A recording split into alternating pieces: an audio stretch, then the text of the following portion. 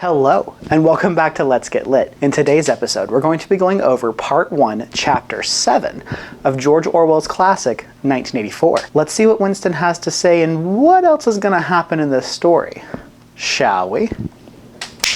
This chapter starts out with Winston writing in his journey that if there is hope, it lies with the proles. Winston goes on to tell the reader that only with the proles they could overturn the party, and they would actually work, because 80% of the population of Oceania are proles. Winston wonders if they'll ever think consciously about getting together to overthrow the party at some point or another. Winston goes on to recall a memory of how one day when he was walking down the street, he heard a large commotion coming from one of the side streets. The sound was of 100 women yelling and screaming. So he rushes his way over to that area and sees what's going on. When he's there, he realizes there was a small shop owner who had gotten his hands on some cooking pots. He sold out very quickly, and a large group of women were surrounding the shop, blaming him for favoritism and trying to steal these pots away from the women who had actually bought them. Winston mentions that if only the commotion had been for something actually important, it would have done some good, instead of over these silly cooking pots. He then writes down in his journal, until they become conscious, they'll never rebel. And until after they've rebelled, they cannot become conscious. Winston goes on to talk about how the proles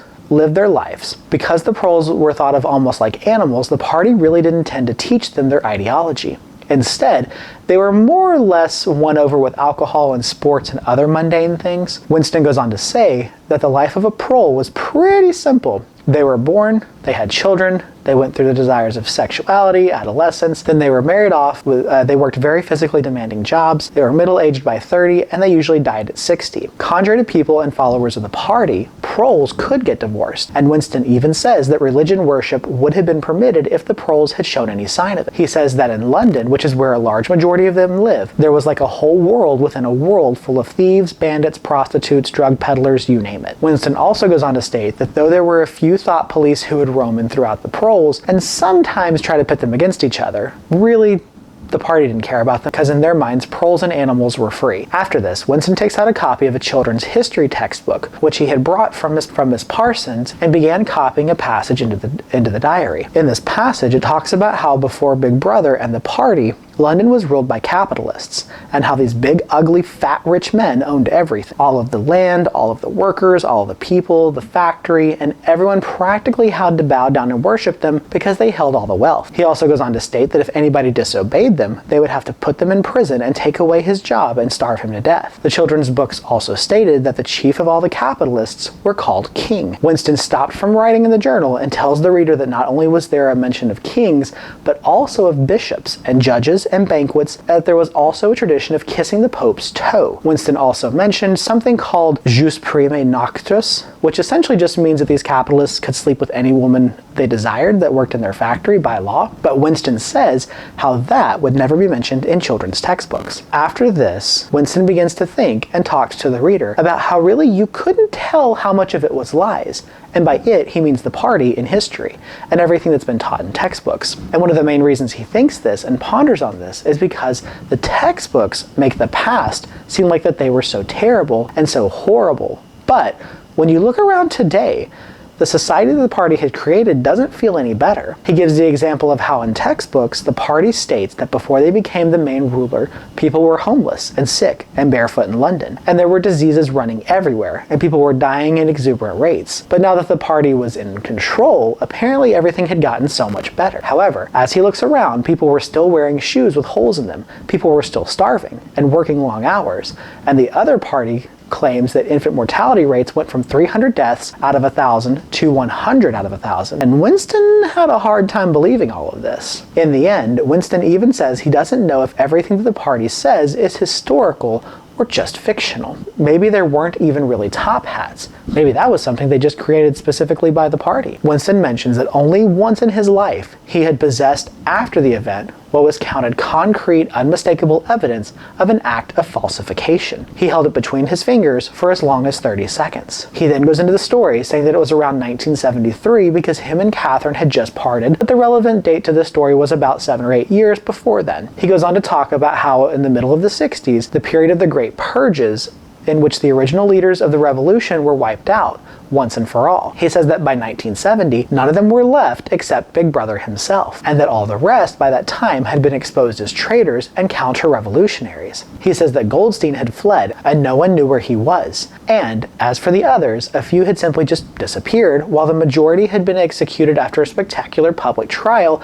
in which they were made confessions of their crimes. He said that some of the survivors, there were 3 men, one named Jones, one named Aronson, and one named Rutherford. He said that it must have been in like 1965, and that the 3 had been arrested, and says that as often happened, they had vanished for a year or more, so no one really knew if they were alive or dead, but then suddenly were brought back to incriminate themselves in the usual way. He says they confessed to intelligence with the enemy, investment of public funds to the murder of various trusted party members, intrigues against the leadership of Big Brother, which had started long before the revolution happened, and accessing advantage, causing the death of hundreds of thousands of people. Winston says that after they had confessed to all of these things, the party gave them posts which were not really important but sounded important, and that all 3 of them had written long articles in the Times analyzing the reasons for their defection and promising to make amends. Winston says then, a little while after their release, he was in the Chestnut Tree Cafe when all 3 of them were in there as well. He notices all of their appearances and mentions how much older they were than himself, as if they seemed like relics of an ancient world, great figures left over from the heroic early days of the party. He also mentions that though they were amended for what they did, people still treated them like they were outlaws, or enemies, or untouchables, and were doomed with absolute certainty to be executed at least within a year or 2. He also mentions that in the Chestnut Tree Cafe, no one dared sit next to them because that would also incriminate the people who were there. He says they were all sitting silent before their glasses of gin flavored with cloves, which was a speciality of the cafe. He said that of the 3 men, Rutherford was the one whose appearance stood out and impressed him. Winston goes on to say that Rutherford had once been a famous caricaturist whose cartoons, though brutal, helped inflame popular opinion before and during the Revolution. He also says that his cartoons would also appear in the Times, but not as much, and that usually these cartoons touched upon topics that were rehashes of ancient themes. Winston then mentions it's about the hour of 15, and he couldn't remember why he was in the cafe at that time, but it was almost empty. He then said that a little bit of music started trickling from the telescreen, and at this, all 3 men sat in the corner motionless, not speaking. The waiter brought fresh glasses of gin, and there was a chessboard with pieces beside it, but no one was really playing it. He said at that moment the tone of the music changed and came from it something really hard to describe. He said it was peculiar,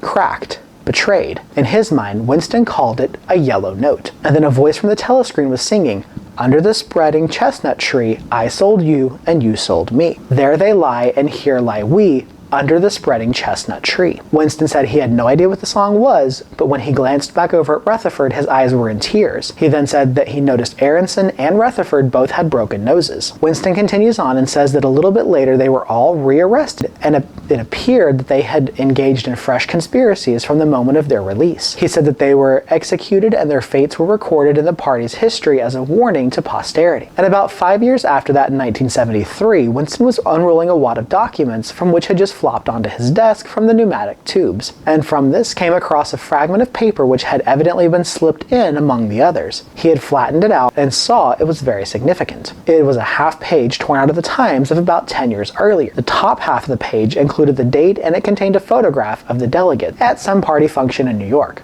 There was a prominent member in the middle of this group, were Jones, Harrison, and Rutherford. He said there was no mistaking them in any case, and their names were in the captions at the bottom. The point is that at both trials, the 3 men had confessed that on that date they had been on enemy soil, and that they had flown from a secret airfield in Canada to rendezvous somewhere in Siberia, and had confessed with members of the Eurasian General Staff, to whom they had betrayed important military secrets. The date stuck in Winston's memory because it chanced to be Midsummer Day, but the whole story must be on record and countless other places as well. Then he comes to the only one possible conclusion: the confessions were a lie. So in essence, they were actually in New York, when in history they had been rendezvousing with the enemy. Winston says this is not really hard to imagine because a lot of people who were wiped out in the purges actually hadn't committed the crimes they confessed to. But what he had on his desk, 1973, was concrete evidence, and it was a fragment of the abolished past, like a fossil bone, which turns up in the wrong stratum and destroys a geological theory. He said this was enough evidence to blow the party to atoms if in some way it could have been published to the world and its significance made known. Winston said that when he was working at that moment, he thought he realized what it was, and he covered it up so the telescreen couldn't see it. He then said he rolled away from the telescreen so that way they couldn't see his expressions. He said that it wasn't really his expressions that were difficult to control, and not even his breathing, but it was his heartbeat. He said that the telescreen was quite delicate enough to pick up the change of a heartbeat, which would have probably given him away. He said he let 10 minutes go by, tormented with the fear of some accident, and that the photo might somehow blow off his desk. He then rolls himself back to the station and very quickly and inconspicuously drops the photo and other waste papers into the memory hole. He says that was about 10 or even 11 years ago. Today, he says he probably would have kept the photograph. He said it was curious that the fact of having held it in his fingers seemed to make a difference even now, when the photograph itself, as well as evidence of it recorded, was only memory. Winston wonders if the party's hold on the past was less strong because a piece of evidence which existed no longer had once existed. Essentially with that, he's basically saying that today he would have kept the photograph as evidence, and it strikes him interesting that as much as the party says they have a hold of the past, there's still evidence like this that can somehow be leaked or sent through. He then wonders, would it even really be evidence today since all the history had been changed anyways? And by the time he had found this discovery, Oceania was no longer in war with Eurasia. He then writes in his journal, "I understand how, but I don't understand why." Winston goes on to say that he had wondered how many times before whether he was a lunatic. And he said perhaps a lunatic was simply just a minority of one person. He said at one time it would have been a sign of madness to believe the earth goes round the sun. But today, not believing that would make one a lunatic. He said that he wasn't even worried about being a lunatic, but that he might be wrong. He then picks up the child's history book again and looks at the portrait of Big Brother. He said the hypnotic eyes gazed into his, and he said it was like a feeling of force being pressed upon you by something that penetrates inside your skull, battering against your brain, frightening you from your beliefs, and persuading you almost to deny the evidence of your own senses. Winston then says in the end that the party would announce that 2 + 2 made 5, and you would have to believe it, and that it would be inevitable should they make the claim sooner or later, and the logic of their position demanded you to believe it. He said that was how the entire philosophy worked, that the heresy of heresies was common sense, and what was terrifying was not that they would kill you for thinking otherwise, but that they might be right. Because how do we know that 2 + 2 makes 4, or that gravity works, or that the past is unchangeable? If both the past and the external world exists only in our minds, and if the mind is controllable, then what? After thinking this, Winston then gets the courage to go on and say, this is not right. And he realizes that now he knows exactly who he's writing this journal for, and it's O'Brien. He said that it wasn't just accident that him and O'Brien caught eyes, or that he'd been thinking about him, but that this diary was addressed to him, and that's where it started to get its color from. He then warns the reader that the party will tell you to reject the evidence of your eyes and ears, and that it was its final, most essential command. He said that also the members of the party who were intellectual would overthrow him in any debates, and the subtle arguments which he would not be able to understand, much less answer, yet he knew that he was right. They were wrong. He was right. He then tells the reader, truisms are true, and we must hold on to that. The solid world exists. Its laws do not change. Period. Stones are hard. Water is wet. Objects unsupported fall towards the Earth's center. He then writes in his journal, freedom is the freedom to say that 2 + 2 makes 4. If that is granted, all else follows. This is where the end of chapter 7 happens, in part 1. I hope you enjoyed this chapter. Please come back as we go further into this book and discuss what happens next. Please remember to like, share, and subscribe. Have a great rest of your day, and as always, stay